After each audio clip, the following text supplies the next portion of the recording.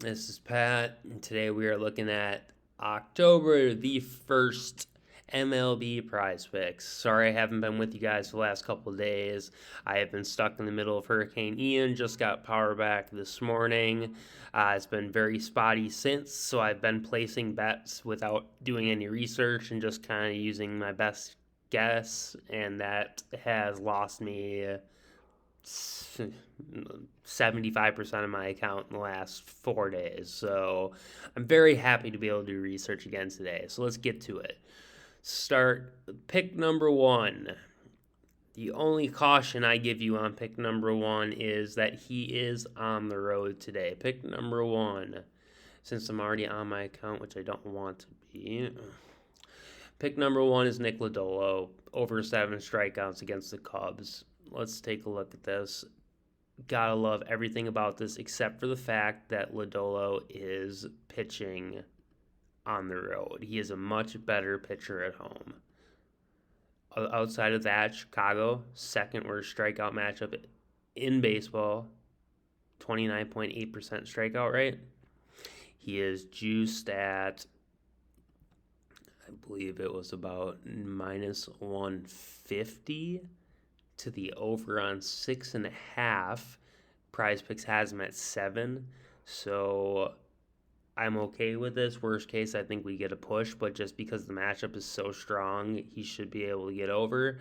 But then there's that same token. He's on the road. He's not a great pitcher on the road, so he might not get there. With the Vegas juice, though, I think it's safe. Pick number 2, Nestor Cortez against Baltimore. Baltimore is on the road today, facing left-handed Cortez. Let's see what we're looking at. Baltimore is the number 5 matchup at 28.8 whopping percent versus lefties.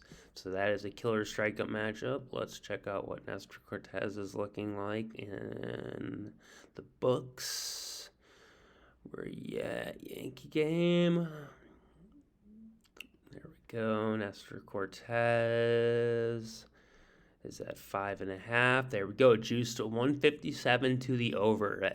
Slam that. Even though Nestor Cortez has been juiced to the over at 5.5 strikeouts the last 2 matchups, one of which was against Pittsburgh, he did not get there in either. Word to the wise, be cautionary on that.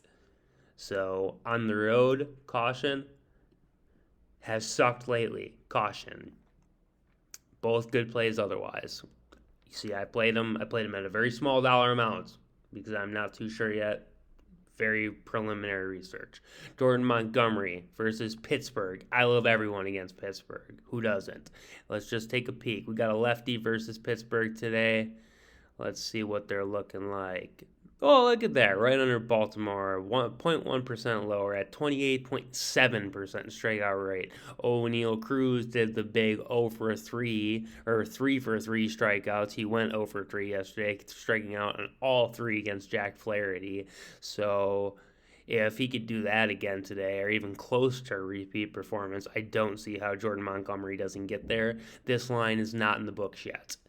My last pick is Ross Stripling versus Boston. So that is going to be a righty versus Boston. And let me check out if they are on the road. They are. Oops. Away versus a righty. Boston. Number 7, 24.5%. I love it. Slam it. Let's look at what they're juiced at for Mr. Ross Stripling.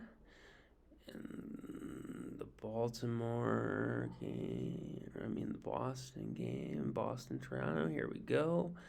And Ross Stripling to the over, it's at 3.5, juiced at minus 125.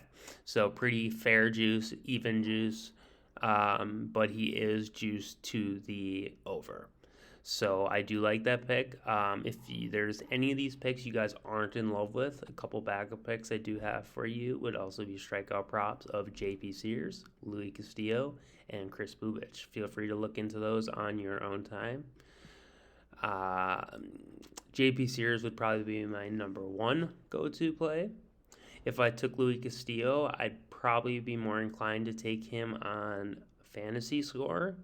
And I do like Bubic because Cleveland has been striking out nonstop lately, which I don't understand, as they've been one of the best teams all year against the strikeout. So that's what I've got for you so far. Good luck today, guys. Please like and subscribe if this was of any help to you. And I wish you the best of luck. I'll see y'all tomorrow.